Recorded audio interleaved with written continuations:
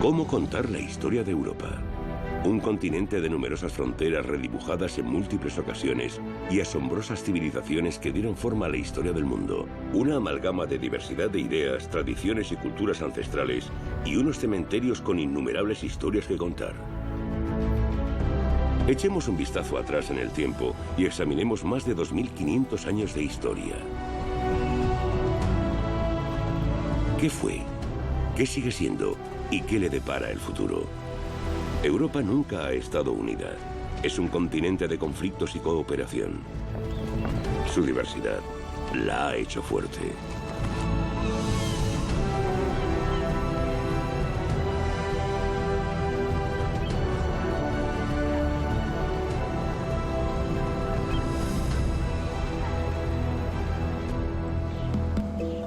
Venecia, la Serenísima, la tranquila ciudad de los canales, es quizás el más bello resultado de las invasiones bárbaras. Temerosos de los bárbaros, los nobles romanos buscaron protección en los pantanos del Adriático y fundaron la famosa ciudad laguna en el año 421. En la Edad Media, Venecia se convierte en un gigante comercial en el Mediterráneo. Su anual Festa Sulacua, fiesta sobre el agua, conmemora el antiguo poder de la República Marítima y sus líderes, los dogos. La libertad económica atrae a comerciantes de toda Europa, quienes construyen casas mercantes a lo largo del Gran Canal.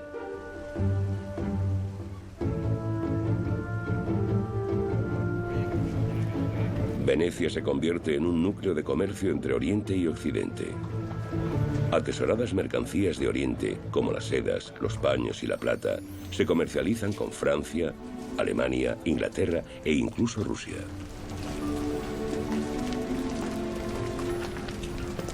Por primera vez, las papilas gustativas europeas degustan exóticas especias como la pimienta india, la nuez moscada, el ajo y la canela. Europa crece unida por el comercio. Aquí todos negocian. La fe y la cultura no importan siempre y cuando haya buenos beneficios. La combinación de densidad de población, actividad económica y comercio da lugar al capitalismo. La primera forma de capitalismo en Europa es el llamado capitalismo mercantil, con asociaciones de comerciantes que juntan su dinero para financiarse flotas. El comercio marítimo hace que los europeos descubran el mundo. Los comerciantes italianos no temen a los viajes largos o peligrosos si hay ganancia. Pero una tormenta o un ataque pirata puede arruinar su inversión.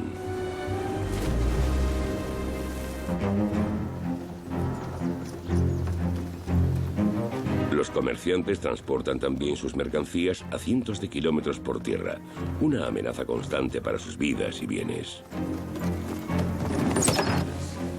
Para dejar de temer la pérdida de más dinero, los comerciantes italianos dan con un medio de pago seguro.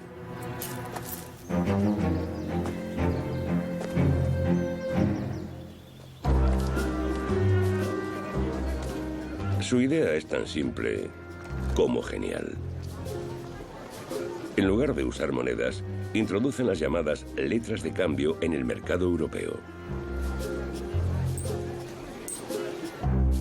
Los comerciantes anotan la cantidad acordada y el vendedor, solo el vendedor, puede cambiar la letra por dinero, donde quiera que se haga el negocio.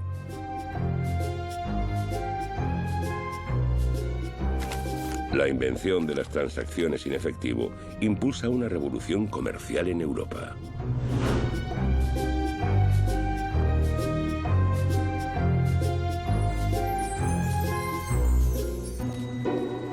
Y los italianos inventan también dónde cobrar tales letras. Los banchieri abren sus locales primero en Venecia y luego en otras ciudades del norte de Italia. No necesitan mucho, un asiento bajo el cielo abierto y un escritorio o banco, como lo llamaban en italiano. Cuando un banquero quebraba, el banco acababa roto. De ahí ese famoso término, bancarrota. Los cambistas pronto administran las cuentas de sus clientes.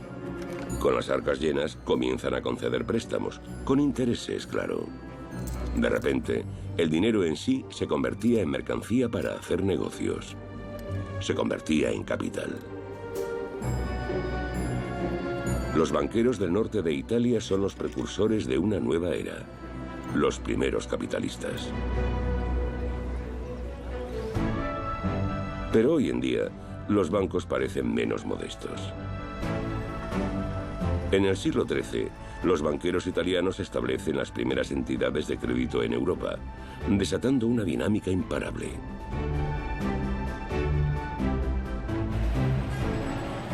El italiano sigue siendo la lengua del dinero.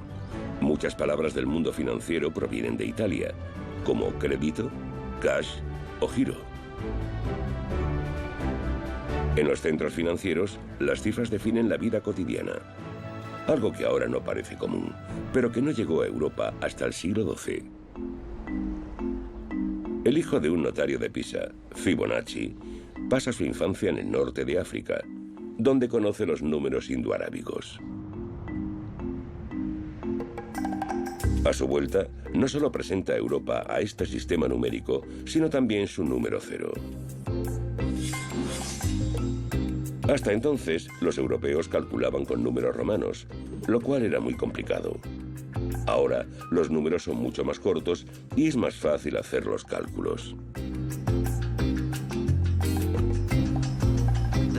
El sistema de numeración que utilizamos hoy en día, del 1 al 9 y el 0, el sistema decimal, se remonta a la India, así que para ser exactos, debemos referirnos a ellos como números indoarábigos, aunque ciertamente fuera transmitido al mundo árabo-parlante y luego a Europa. Grandes matemáticos como Al-Khwarizmi mostraron mucho interés en este sistema decimal y de hecho matemáticos europeos como Fibonacci, quien viajó mucho por Oriente Medio y conoció a Al-Khwarizmi, tradujeron su obra al latín y la llevaron a Europa. Florencia se convierte en la cuna del capitalismo. Poderosas familias bancarias viven aquí. Su inyección de capital promueve el ascenso de la ciudad como perla del Renacimiento.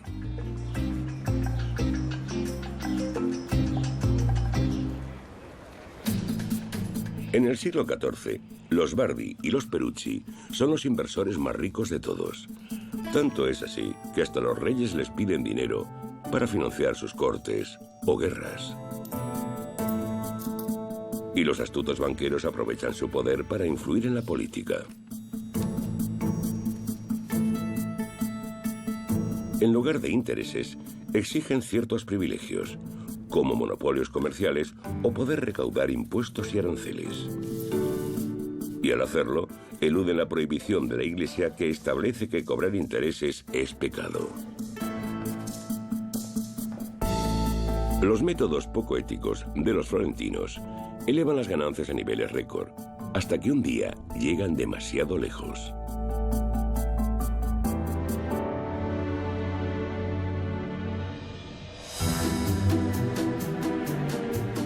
Han logrado que incluso el Papa sea cliente suyo. En el siglo XIV, las familias Bardi y Perucci comienzan a recaudar impuestos para él, y el Papa les ordena que transfieran las donaciones desde Inglaterra a su palacio en Aviñón. Y como no, los banqueros encuentran un modo de beneficiarse de tal tarea. En lugar de transportar paquetes de dinero a Francia, el Papa recibe un cheque, mientras que los florentinos siguen trabajando con su dinero en Inglaterra. Ahí es donde entra el rey de Inglaterra. Eduardo III necesita una gran suma para librar una guerra contra Francia. Se la pide prestada a los italianos, pero necesita cada vez más y al final es incapaz de afrontar su deuda. Las operaciones financieras se desmoronan como un castillo de naipes. Es la primera crisis bancaria de la historia. Y el patrón se repite. La última vez en otoño de 2008. Los precios de las acciones caen en picado en todo el mundo. La razón, la especulación bancaria con préstamos inmobiliarios de riesgo en Estados Unidos. Entonces estalla la burbuja inmobiliaria. Lehman Brothers se declara en quiebra, arrastrando a otros bancos al abismo. Los pequeños inversores son abandonados y los bancos europeos rescatados. En la Edad Media, los Bardi y los Perucci se ven obligados a huir de Florencia, pero tras un tiempo se les permite regresar a cambio de una pequeña suma.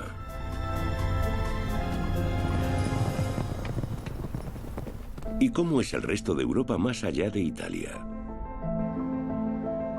Por fuera no ha cambiado mucho. Sin embargo, la sociedad en torno a los castillos y catedrales europeos es diferente. En el medievo, la nobleza y el clero gobiernan el continente. En la cúspide se hallan los papas romanos y los emperadores alemanes del Sacro Imperio Romano.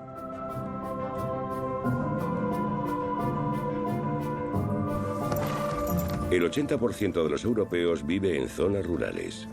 Desde el comienzo del primer milenio, se han beneficiado de un clima templado. Y experimentan también una pequeña revolución. Los rendimientos crecen debido al arado de reja y a la rotación de cultivos trienal. Los europeos ya no tienen que pasar hambre. La población de Europa se duplica, de 40 millones en el año 1000 a casi 80 millones en el 1300. En Francia, Alemania e Inglaterra llega a triplicarse. Por primera vez, los agricultores pueden vender sus productos. Pero a diferencia de los comerciantes, deben compartir el fruto de su trabajo. El diezmo, el 10% de su rendimiento, va a la iglesia. Y la nobleza, dueña de la tierra, también exige su porción.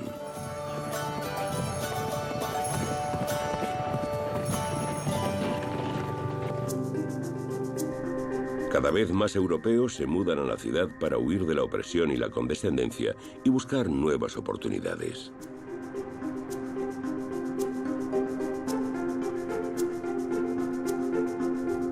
Para el año 1200, alrededor de 1.200 nuevas ciudades han crecido alrededor de mercados, castillos e iglesias. En el siglo XIV, Europa central alberga ya 3.000 ciudades. Una revolución urbana. Las ciudades en expansión de la plena Edad Media dan a Europa su distintivo aspecto. La muralla se convierte en un símbolo que separa dos mundos, la ciudad y el campo. Afuera hay opresión, dentro libertad y autodeterminación. Los habitantes urbanos se convierten en ciudadanos libres. Hoy en día, el dicho alemán Statut macht freie, o el aire de la ciudad te hace libre, es bastante metafórico, pero en la Edad Media tenía un significado muy real. Te ibas a la ciudad para escapar de la servidumbre. De repente eras libre para tomar decisiones económicas y de otras índoles. Entre los siglos XI y XIII, la atmósfera de huida se extiende por toda Europa. Se podría pensar que el mundo se sacudió para desempolvarse. Las comunidades cristianas competían por construir iglesias más pomposas que sus vecinos. Las catedrales, los rascacielos de la Edad Media, se elevan hacia el cielo. Desde los alrededores de París, un nuevo estilo llamado gótico pronto conquista el continente. Las ciudades europeas se convierten en grandes zonas de construcción. Los arquitectos medievales sueñan con sus edificios, basándose principalmente en su experiencia y en los conocimientos matemáticos que trajeron los cruzados de Oriente. De hecho, se dice que hasta el arco apuntado gótico fue importado de allí.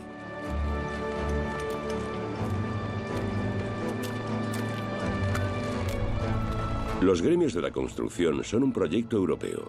Constructores de Flandes y Francia, albañiles de Lombardía y carpinteros del sur de Alemania trabajan mano a mano, a menudo durante décadas. Y al mismo tiempo refuerzan las relaciones intereuropeas.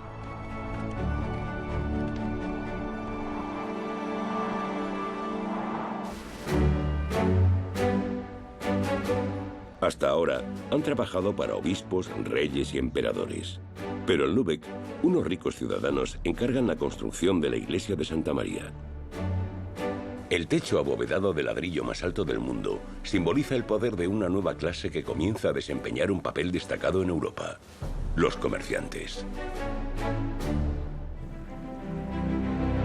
Su poder no está determinado por su nacimiento o por una misión divina, sino por el capital y las buenas conexiones, una revolución social en la Edad Media.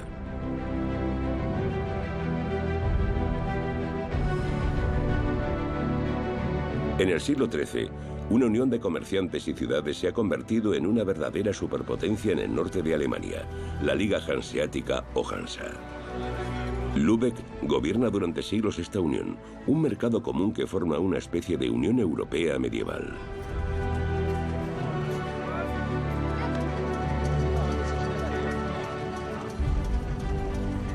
Los comerciantes ignoran las fronteras políticas y actúan de acuerdo a reglas y valores compartidos. Los comerciantes hanseáticos no son burócratas.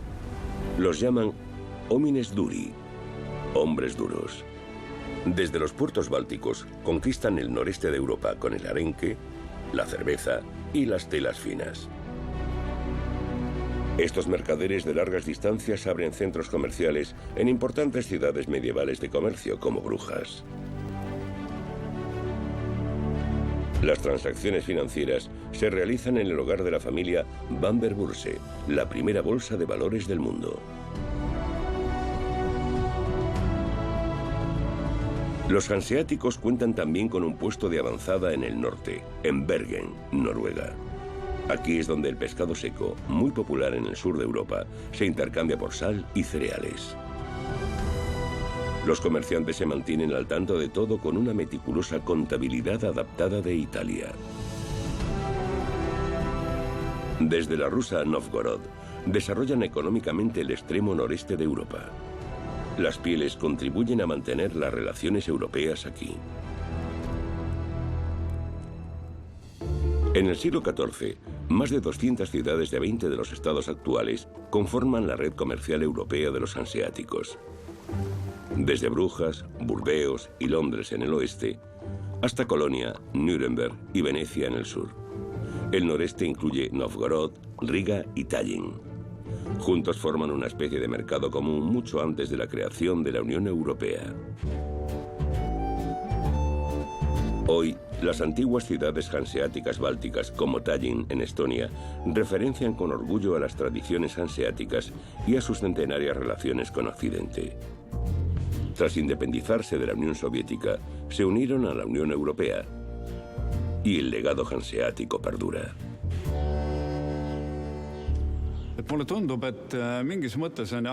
La Liga Hanseática y la Unión Europea son totalmente comparables. En este sentido, Estonia es un gran ejemplo. Se encuentra entre Oriente y Occidente, lo que significa que es y ha sido siempre una importante ruta comercial. Ahora representamos la frontera oriental de la Unión Europea y por eso volvemos a desempeñar un papel crucial. La economía ha unido a Europa durante siglos y ayuda a eliminar las barreras. En la plena Edad Media, el comercio reaviva las relaciones europeas.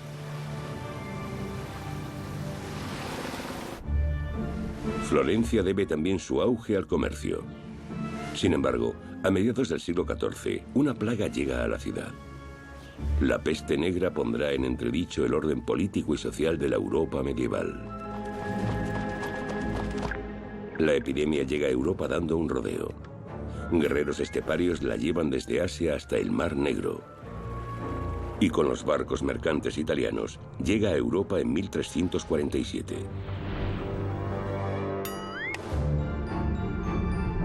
Golpea a casi todo el continente y en pocos años mata a más de 20 millones de personas, la mitad de la población de Europa.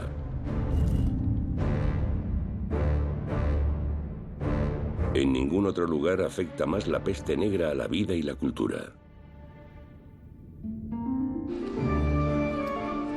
El célebre poeta Giovanni Boccaccio de Florencia es testigo del horror.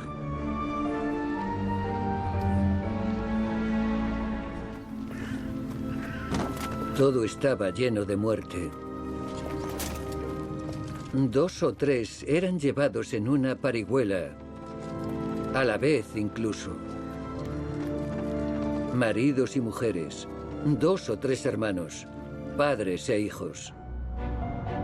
Sin embargo, Boccaccio no se olvida de la belleza.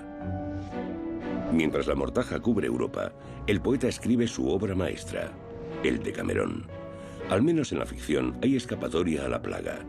Un grupo de jóvenes florentinos logra huir a la Toscana en su historia. Aquí les permite celebrar la vida en inmorales historias.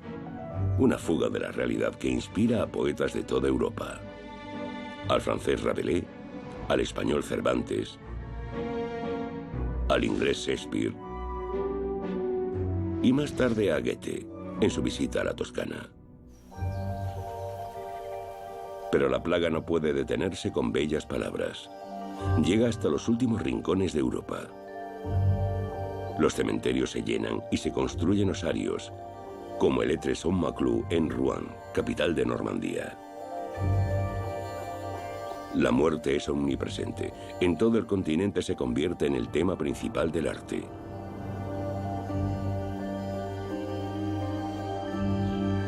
Otro rastro lleva a Tallinn, Estonia. La iglesia se halla impotente y la gente duda de su fe. Antes de la peste, creían que los buenos iban al cielo y solo los malos debían temer al purgatorio. Pero ahora hay un infierno en la tierra para todos. Reyes, clérigos, campesinos o ciudadanos. La muerte negra no distingue entre clases y barre todas las jerarquías. Lo que queda es la esperanza por la otra vida.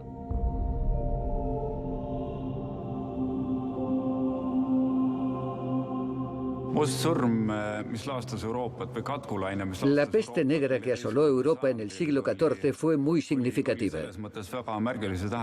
Después de eso, nada volvió a ser igual. La gente vio que para la muerte todos somos iguales. Ese es el mensaje más importante. Somos iguales, seamos jóvenes o viejos, ricos o pobres. Sin embargo, la creencia de que la muerte no es el fin, sino que existe una vida después de la muerte, es también de suma importancia. La muerte es considerada el acceso a la otra vida, al otro mundo. Creer en la vida después de la muerte ha influido en ciudades europeas como Varsovia. Desde la Edad Media, los cementerios han ocupado el corazón de las mismas. Ya no estamos tan distanciados de la muerte. Cada 1 de noviembre, Día de Todos los Santos, los católicos visitan las tumbas de sus muertos, sobre todo en la devota Polonia.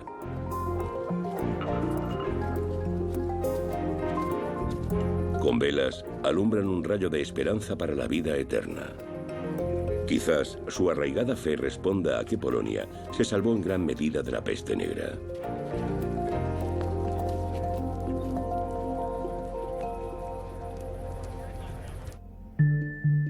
Los numerosos muertos en el resto de Europa han sido olvidados y abandonados, como aquí, en París. Los cementerios se llenan en el siglo XVIII, de modo que los huesos se trasladan a las catacumbas, el inframundo de la ciudad. En este lugar, la muerte es una atracción turística. En otros sitios, prefieren ignorarla.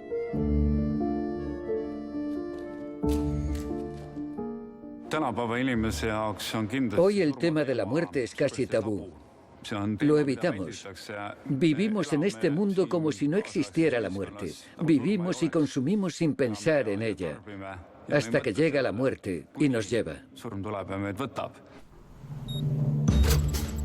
Hoy conocemos la muerte científicamente. Ha sido desmitificada, reducida a enfermedades y sus causas. Bajo condiciones controladas, buscamos antídotos efectivos. La peste ya no nos aterra. En Europa fue exterminada. La causa, una bacteria poco notable, puede ser tratada con antibióticos simples. Los europeos medievales están lejos de esta percepción. La gente se siente indefensa, a merced de la plaga. Donde quiera que miren, hay enfermedad y muerte. Eso desestabiliza la fe y la duda sobre la Iglesia crece. Como Dios no da respuestas, la sociedad busca un chivo expiatorio. La Iglesia no puede ofrecer protección, pero pronto encuentra un culpable, los judíos.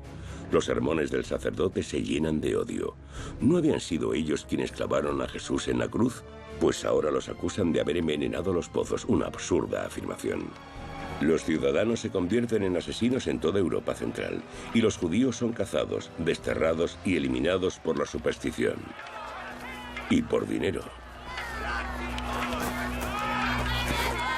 Muchos cristianos en deuda con comerciantes judíos los acusan de especulación. La peste negra es la excusa perfecta para deshacerse de los judíos. En total, más de 500 de sus comunidades son destruidas y miles de ellos asesinados.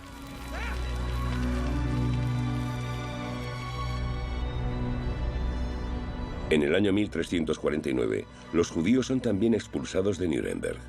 Su sinagoga da el espacio para la iglesia de Nuestra Señora. Hoy, solo una estrella de David recuerda la casa judía de Dios.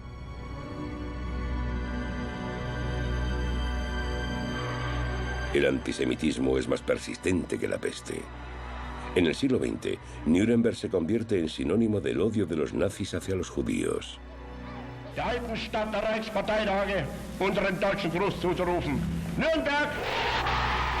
Aquí, en 1935, los nazis aprueban sus antisemitas leyes de Nuremberg y derriban una de las primeras sinagogas en 1938.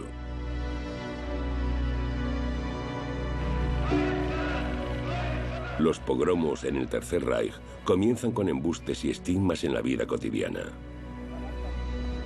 Los carteles con consignas antijudías son un presagio de las políticas que finalmente conducen a los campos de concentración. Los nazis comparan a los judíos con las ratas. Una completa deshumanización, ya no en el medievo, sino a mediados del siglo XX.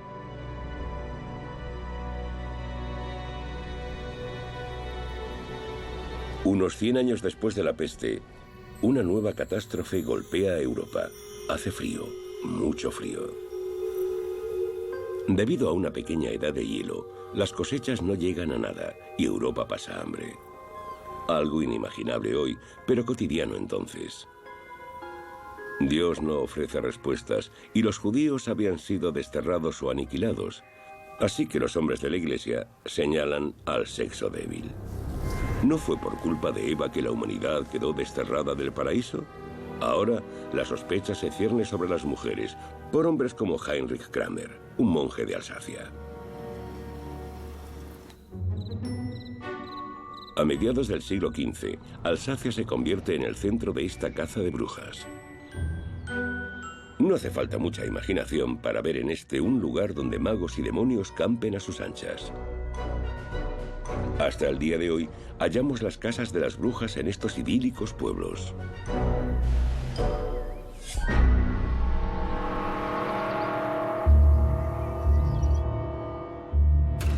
Los libros dan autoridad a la superstición, como el Malleus Maleficarum o Martillo de las Brujas de Heinrich Kramer, una guía de instrucciones para cazadores de brujas.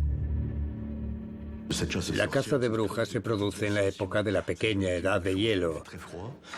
El clima cambia, es muy frío, arrasa con las cosechas y el ganado y causa enfermedades y epidemias. Esa es una de las razones por las que los poderosos de la época buscan chivos expiatorios. Eso seguimos viéndolo actualmente. Se culpa a un chivo expiatorio en vez de asumir responsabilidades para entender las cosas, para hallar una salida, para sobrevivir. La caza de brujas comienza en la Baja Edad Media, pero alcanza su punto máximo más tarde. La superstición se mantiene hasta la era de la Ilustración. Alrededor de 50.000 mujeres son víctimas de ella.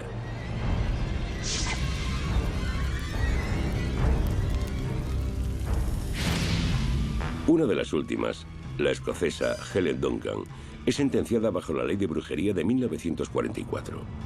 La pitonisa aterra a las autoridades, pues es conocedora de secretos militares, y todo ello poco antes del día D. Un caso más sospechoso de espionaje que de brujería. Hoy, la caza de brujas ha terminado, y festivales folclóricos recuerdan a los europeos su oscuro pasado.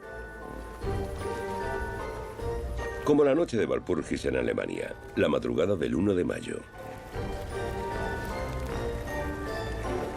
Pero vemos costumbres similares en toda Europa. Los espíritus malignos solo se queman simbólicamente y son desterrados con música rock.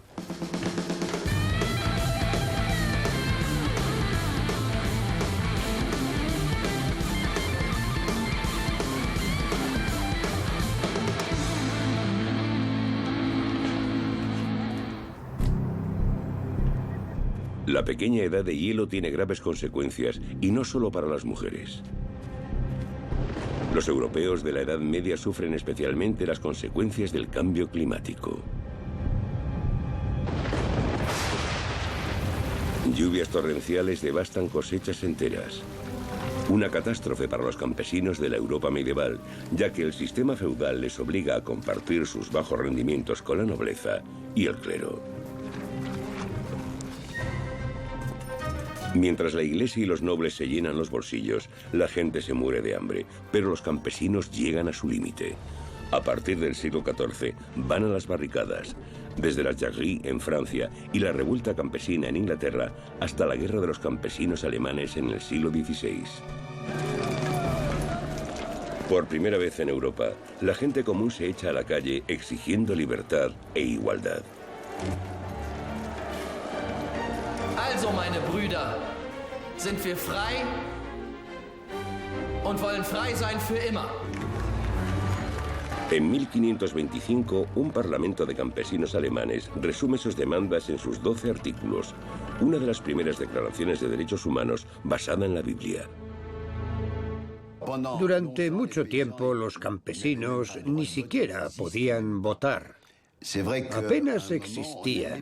Es cierto, durante un tiempo son fuertes y amenazan a aquellos en el poder, pero siguen siendo despreciados y tratados como un cero a la izquierda, como aldeanos retrasados que no saben nada del mundo. Pero todos necesitamos comer. Todos necesitamos a los campesinos. Hoy, la ira ha unido de nuevo a los campesinos de Europa. Pero no es el hambre lo que los lleva a protestar, sino la política agrícola de la Unión Europea. Producen en abundancia y siguen sin ver beneficios. En la lucha por los precios bajos, los pequeños agricultores no pueden seguir el ritmo y protestan en Bruselas, cuando la política agrícola común tenía por objeto promover la paz en Europa. Tras la Segunda Guerra Mundial, en los años 50, se tomó la decisión de construir una Europa abierta, representada por el intercambio de alimentos. Para mí es un fuerte símbolo de que Europa se fundamenta sobre algo esencial. No se puede vivir sin comer 3 veces al día. El hecho de que esta política se sacrifique en favor de la agroindustria y de que cada Estado aplique sus propias políticas es sintomático de la división de Europa como espacio de vida compartido. Durante el medievo, la autodeterminación del pueblo sigue siendo un sueño. En toda Europa, la nobleza y el clero someten a los campesinos. Mientras el rey de Inglaterra endereza a sus súbditos, a mediados del siglo XIV provoca también la Guerra de los 100 años. Quiere desafiar a su primo, el rey de Francia, por la corona francesa.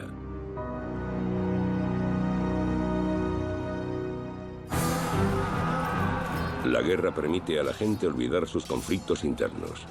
En el campo de batalla, las diferencias de estatus desaparecen. El enemigo común los une. En la Guerra de los 100 años, ingleses y franceses desarrollan por primera vez una identidad nacional. Son naciones forjadas con sangre y hierro. Un ejemplo que se impone en Europa.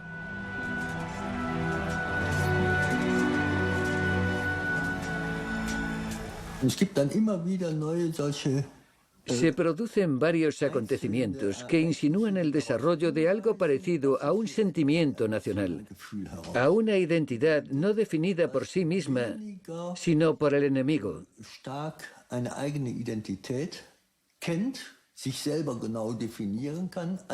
Fue como si dijeran, esto es Francia, ¿qué hacen aquí los ingleses?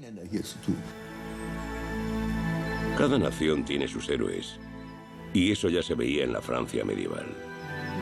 Lo más sorprendente es que el icono nacional francés sería una mujer.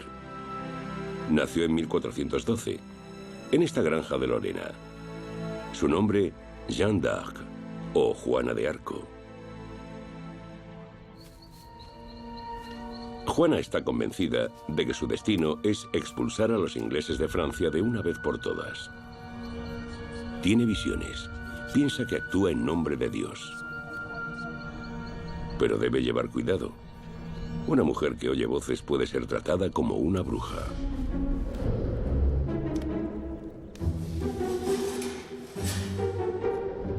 Se viste de manera masculina para ser tomada en serio. No solo examinan su salud mental, sino también su integridad física. Solo después de verificar su castidad, puede Juana luchar por su rey. Intacta.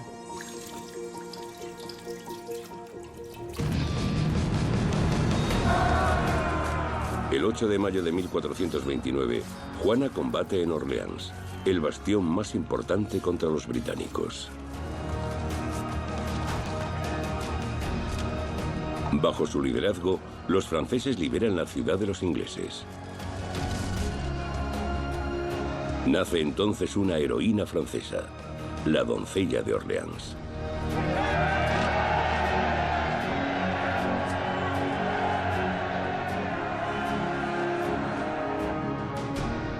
Juana se convierte en un icono. Gracias a ella, los franceses recuperan la corona de Francia. Pero Carlos VII, ahora rey de Francia, pronto le da la espalda. Cuando acaba en cautiverio inglés en 1430, este la abandona. Las naciones pueden ser muy ingratas con sus héroes. La emancipación de Juana acaba en la pira. En 1431 es condenada como hereje por la Inquisición en Rouen y quemada como una bruja, al igual que tantas otras mujeres de entonces.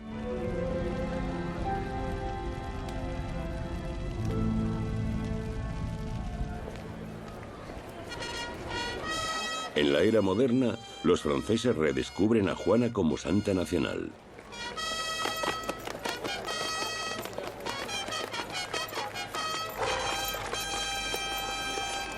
Desde los años oscuros, el 8 de mayo de cada año, la ciudad de Orleans recuerda a su libertadora. Sin embargo, no es hasta el siglo XIX que el culto alcanza su escala actual. En aquel entonces, el nacionalismo se puso de moda. Juana fue representada como la defensora de una Francia independiente.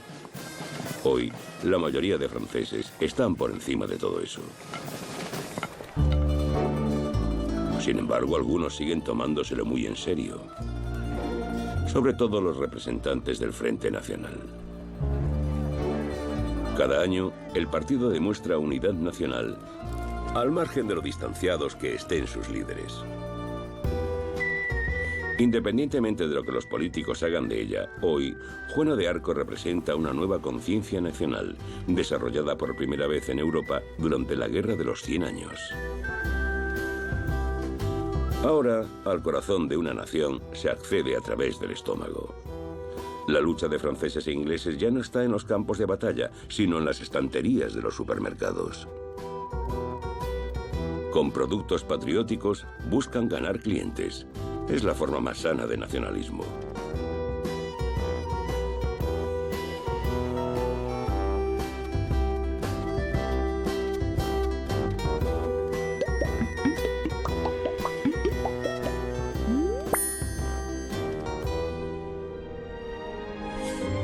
A principios del siglo XVI, la luz del conocimiento va ganando aceptación en Europa. ¿Qué lugar ocupa realmente el Sol en el universo? Esa es la incógnita que no deja dormir al canónigo de Frauenburg o Framborg por la noche. Nicolás Copérnico, quien hace de la ciudad en la actual periferia de Polonia el centro de la astronomía europea. Con los métodos más sencillos, Copérnico descubre los secretos del firmamento. En lugar de un telescopio, utiliza el llamado Triketrum. En realidad, la astronomía es solo un pasatiempo que el clérigo practica desde sus días de estudiante. Pero Copérnico hace un descubrimiento revolucionario. El centro de nuestro sistema planetario no es la Tierra, sino el Sol.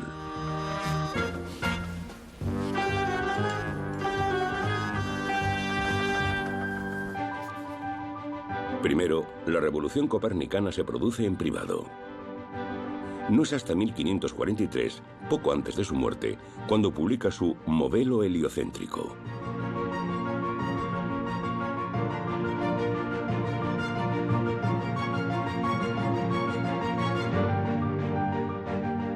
El reformista protestante Martín Lutero tacha de necio a Copérnico. La Iglesia Católica se aferra también a la cosmovisión bíblica y prohíbe la obra hasta principios del siglo XIX.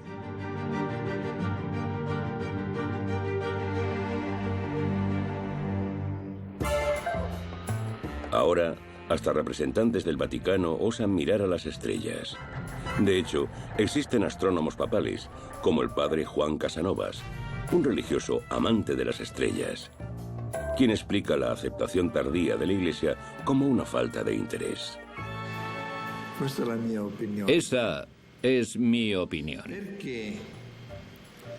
Muchos filósofos clericales no estaban interesados en las leyes celestiales. La cuestión de si era el Sol el que giraba o la Tierra simplemente no les interesaba. 7, 6, 5, 4, 3, 2, 1. La obra de Copérnico marca un hito en el camino de Europa hacia la era moderna y el punto de partida de la exploración espacial.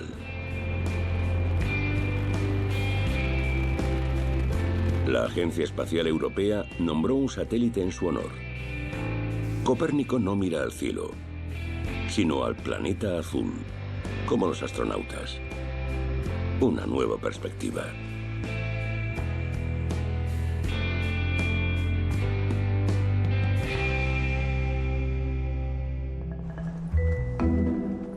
Bruselas, siglo XVI.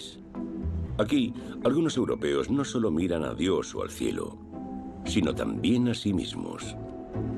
El continente está al borde del abismo desde la Edad Media hasta la modernidad. Fuera de las iglesias, el debate sobre la vida y la muerte había sido tabú. Pero la curiosidad va prevaleciendo sobre la fe y la superstición. Andrés Vesalio, nacido de padres flamencos en Bruselas en 1514, quiere explorar los secretos de nuestro cuerpo y estudiar la anatomía humana. Para ello, debe ser ingenioso. La Iglesia prohíbe el examen de cadáveres, pues lo considera una ofensa contra la creación divina. Para evitar ser perseguido, debe arreglárselas con cadáveres de animales o diseccionando cerdos asados. En Europa Central, las viejas leyes religiosas siguen obstaculizando el progreso científico.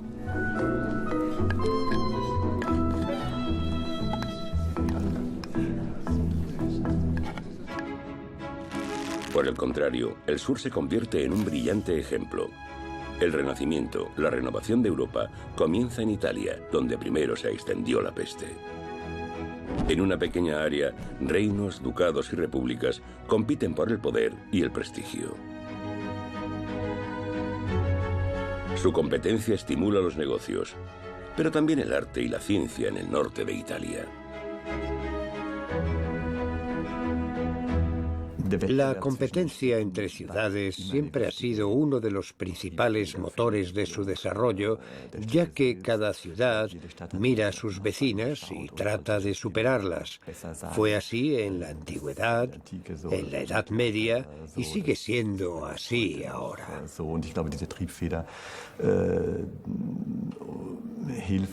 Creo que esto motiva a las ciudades a ser más bellas y atractivas para ser capaces de atraer a las mentes más brillantes. Aires de progreso se respiran en ciudades como Bolonia a principios del Renacimiento. Andrés Vesalio también es atraído aquí, a la universidad más antigua de Europa, donde puede estudiar el cuerpo humano. Sus autopsias son públicas y tienen lugar en una iglesia para salvar las almas de los difuntos.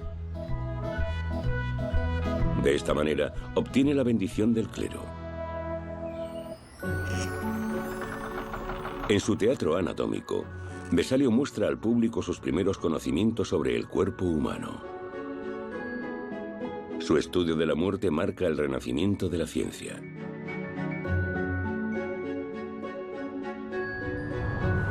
Vesalio publica sus hallazgos en el primer libro de anatomía del mundo. Sus detallados dibujos son la base de la medicina moderna.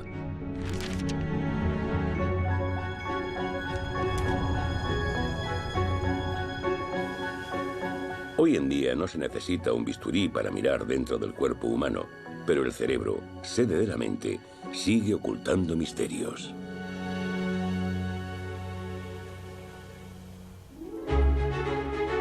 Todo comenzó aquí, en Florencia, la cuna de la Europa moderna, lugar de origen del Renacimiento y de sus más destacados representantes. Como Miguel Ángel, quien se basa en modelos antiguos con su famoso David, aunque ni él es la mayor estrella de la ciudad. A finales del siglo XV, comienza aquí el ascenso del que podría considerarse el mayor genio universal de Europa, Leonardo da Vinci. Sigmund Freud hablaría más tarde de él. Fue un hombre que despertó demasiado temprano en la oscuridad, mientras los demás aún dormían. Nadie encarna mejor la inventiva europea que Leonardo. A partir de su observación de la naturaleza, diseña innumerables máquinas. Y aunque las voladoras nunca llegan a despegar, como muchas de sus creaciones, inspiran numerosos inventos modernos. En siglos posteriores, ingenieros europeos llevan a la práctica muchas de sus ideas. Leonardo, el padre de la tecnología moderna.